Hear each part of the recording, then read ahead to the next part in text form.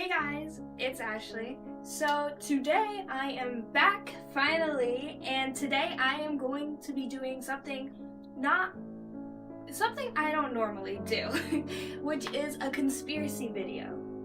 So basically on my channel I usually do challenges or just random things, but I have been fascinated with this conspiracy for a very long time. As you can see by the title, it's about the Titanic.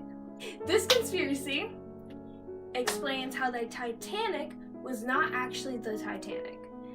Just wait a second, let me explain. The Titanic was built by a company called White Star Line. JP Morgan, I don't even know, created boats for this company.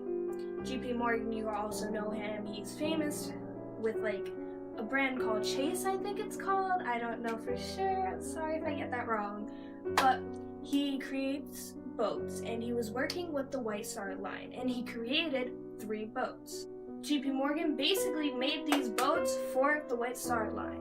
These 3 boats were the Titanic, Olympic, and Britannic. I don't know how to say that one correctly. The Titanic and Olympic were almost identical to each other. The thing that set them apart was that Titanic was a better version of the Olympic. The Olympic had problems, like it had electrical issues, and once it hit into a tugboat. Sadly, the Olympic got in a collision with another ship called the Hawk.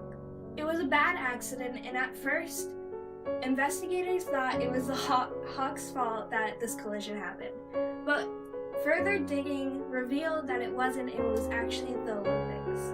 So this took a huge hit on the insurance of the White Star Line. I almost messed up there. Damages to the boat made the boat lean a little bit sideways to the left. Since the insurance would not cover this boat and there was no way they had the money to fix it, they docked it in this place called Belfast, which was right next to the Titanic. As the ship was being docked, the Titanic was being worked on, so being created.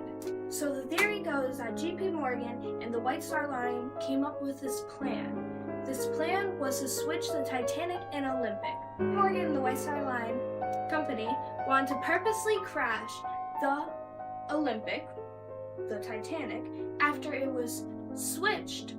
They had to switch them because they would get much more insurance if the Titanic boat shrunk.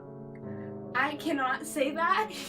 How this plan was gonna work is they were gonna have a passenger boat called the SS Columbian sail while they were sailing. So when it crashed, the Titanic crashed into the iceberg, that this passenger boat would be able to come and take all the passengers and they would all be safe. White Star Line even said in an interview themselves that it would take a couple days if something did happen to the Titanic for it to completely sink.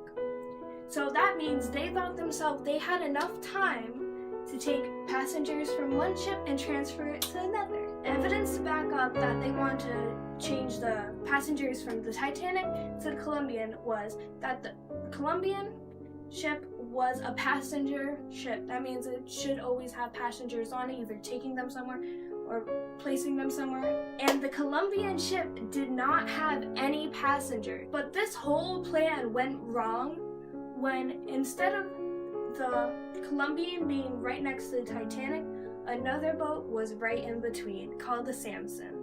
So the Columbian mistaked the Samson for being the Titanic, and the Titanic mistaked the Samson for being the Columbian. At this time, the communicator for the SS Columbian fell asleep, so there was no way for the SS Columbian to be getting the signals from the Titanic. Also, here's some evidence of why the Titanic really shouldn't have sunk. The night was a beautiful night when the Titanic sunk. They had enough visual space all around them to see that there was an iceberg and given them enough time to move around it. It was not foggy, it was not cloudy, it was a beautiful night. There was no waves, they could have easily seen it. But with all these passengers on these boats, no one saw it, no one was paying attention. I will show you pictures of proof all after I say these couple of things. So basically, the Olympic and the Titanic, again, were almost identical, but they did have things that set them off. The Olympic had 16 portholes, and the Titanic, while being built, only had 14. But when the Titanic set sail and departed, it all of a sudden had 16.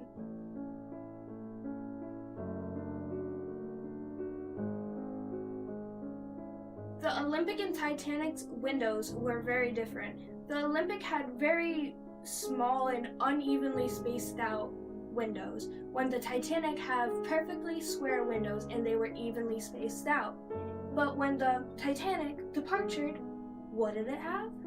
Uneven, spaced, small windows, which I will show you a picture now.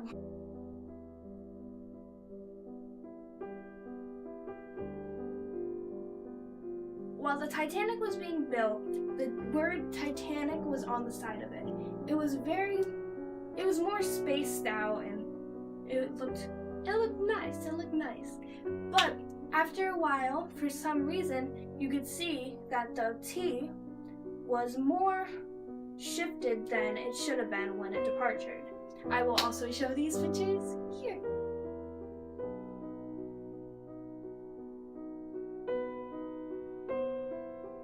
The last thing I have to say is, when the Titanic set sail, set for departure, whatever you want to say, people saw that it was leaning towards the left. What does that remind you of?